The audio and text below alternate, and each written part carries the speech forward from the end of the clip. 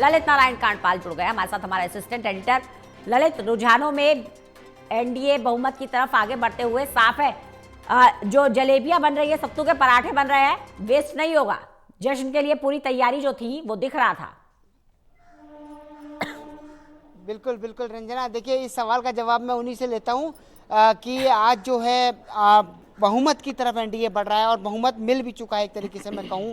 मनोज जी, पहली प्रतिक्रिया क्या होगी? मनोज यादव, आप हरियाणा से भी संबंध रखते हैं और आप भारतीय जनता पार्टी के सीनियर प्रवक्ता हैं, बताइए जी।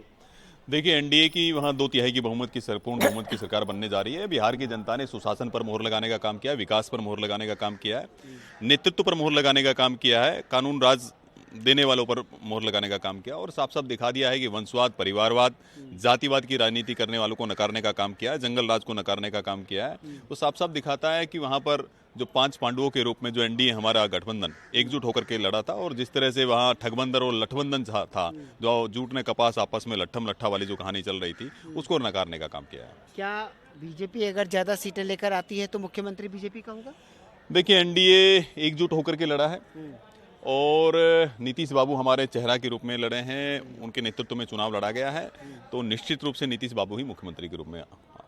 आरजेडी, और अगर मैं देखूं तो जिस तरीके से हम देख रहे हैं, आदर्श प्रशांत किशोर की पार्टी भी जो है एक सीट पर लीड करती हुई नजर आ रही है, इसे आप कैसे देख रहे हैं? क्योंकि उनको तो केवल वोट कटवा ही कहा था आप लोगों ने। देखिए, ऐसा है कि हम अपनी बात करते हैं कि हम पर विश्वास क्यों जताया, क्योंकि हमारी जो विकास की नीतियां हैं, सुशासन देने का जो हमने काम किया, भ्रष्टाचार पर जीरो टॉलरेंस की नीति हमने जो देने के काम किए और जनता को हमने एक कानून का शासन देने का काम किया, उस पर वो जनता ने हमारे पर मुहर लगाने का काम किया है।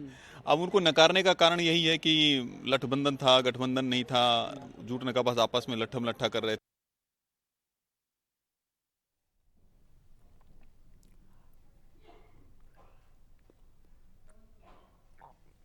तो बीजेपी अपनी जीत को लेकर आश्वस्त है, रुझानों में एनडीए बहुमत की ओर।